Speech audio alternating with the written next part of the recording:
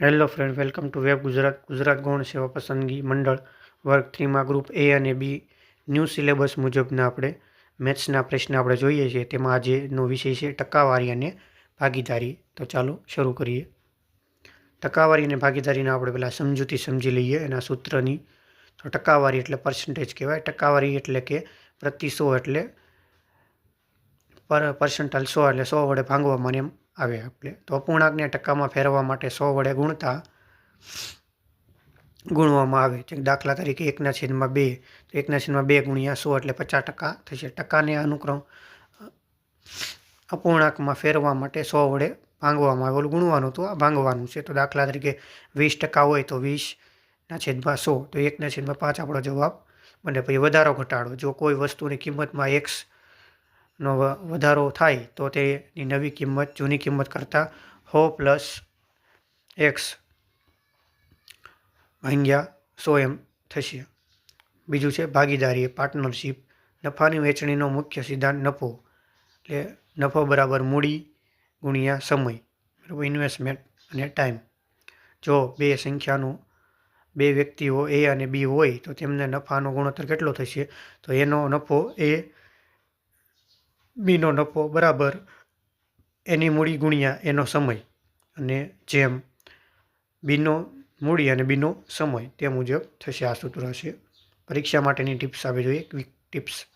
તો ભાગીદારીમાં જો સમય અલગ અલગ હોય તો હંમેશા મૂડી ગુણ્યા સમયનો ગુણાકાર કરીને જ નફો વહેંચવાનો હોય છે.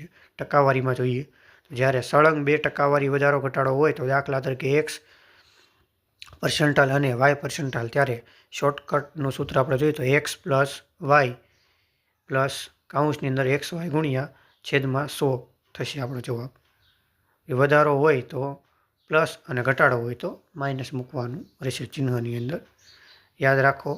તો પરીક્ષામાં પ્રશ્ન વાંચતી વખતે તે વધારો કે ઘટાડો તે ધ્યાનથી જોવું, કારણ કે એક નાની ભૂલ આપણો જવાબ ખોટો પાડી શકીએ. એટલા માટે આપણે ખાસ વાંચવાનું. વધારો લખ્યું છે કે ઘટાડો. ટકાવારી છે તો એના આપણે પ્રશ્ન પહેલાં જોઈએ. વિભાગ પહેલો ટકાવારી પર્સન્ટાઇલ. એમાં પહેલો પ્રશ્ન છે 500ના 20%ના 10% કેટલા થાય? તો કે 10 આપણો જવાબ આવે. પ્રશ્ન બીજો, એક સંખ્યાના 30% એટલે 210 હોય તો તે સંખ્યા કઈ હશે? 700 જવાબ થશે. પ્રશ્ન ત્રીજો, 40 એ 160ના કેટલા ટકા થશે? તો 25% થશે. પ્રશ્ન ચોથો, એક પરીક્ષામાં પાસ થવા માટે 40% ગુણ જોઈએ છે. તો એક વિદ્યાર્થીને 120 ગુણ મળ્યા અને તે 30 ગુણથી નાપાસ થયો તો કુલ ગુણ કેટલા હશે? તો 375 સાચો જવાબ થશે. પ્રશ્ન પાંચમો, એક વસ્તુની કિંમત ₹500માંથી ઘટીને ₹400 થાય છે તો કિંમતમાં કેટલા ટકાનો ઘટાડો થશે?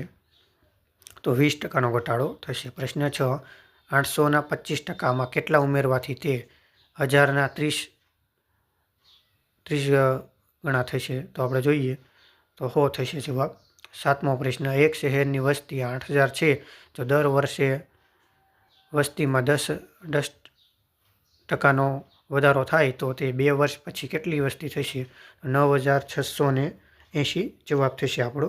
આઠમો પ્રશ્ન, જો એ અને બીની આવક 25% વધારે હોય તો બીની આવક એ કરતાં કેટલા ટકા ઓછી હશે? તો 20% સાચો જવાબ બનશે.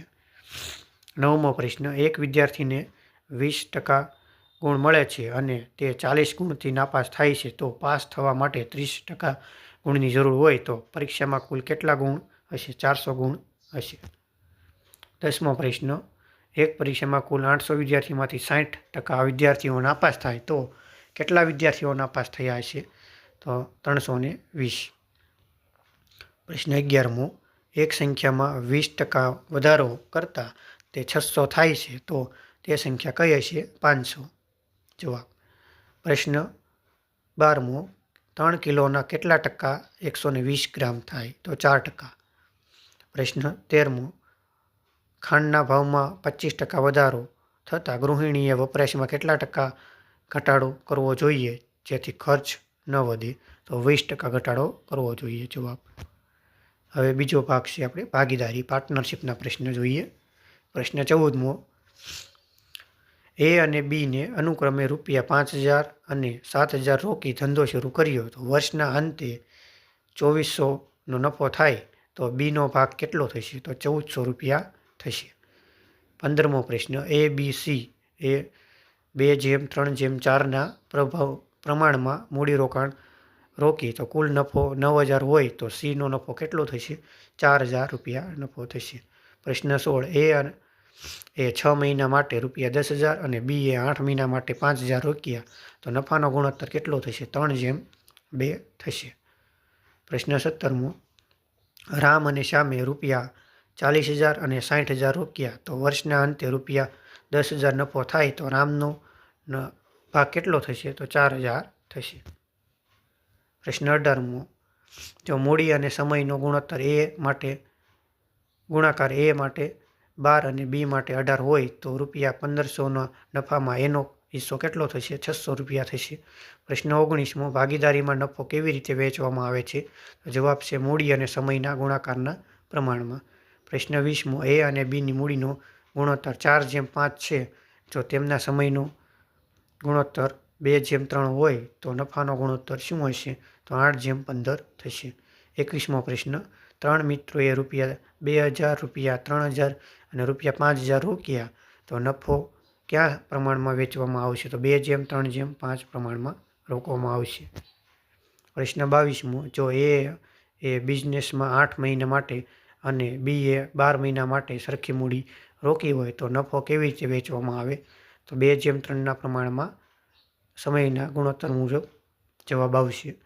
પ્રશ્ન 23મો, એ બી અને સી અનુક્રમે 1:2:3ના પ્રમાણમાં મૂડી રોકી જો કુલ નફો ₹12,000 હોય તો બીનો કેટલા મળશે? તો ₹4,000 એને મળશે. 24મો પ્રશ્ન, ભાગીદારીમાં જો સમય સમાન હોય તો નફો કઈ રીતે વેચાય? તો ફક્ત મૂડીના પ્રમાણમાં વેચાશે.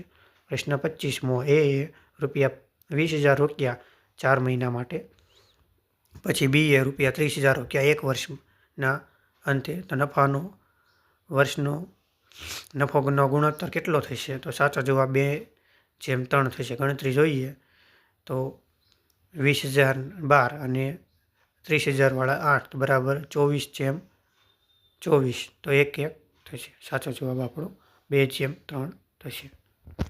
જો તમને આ વિડીયો ગમ્યો હોય તો લાઈક, શેર અને સબસ્ક્રાઈબ કરજો. જય હિન્દ, જય ભારત.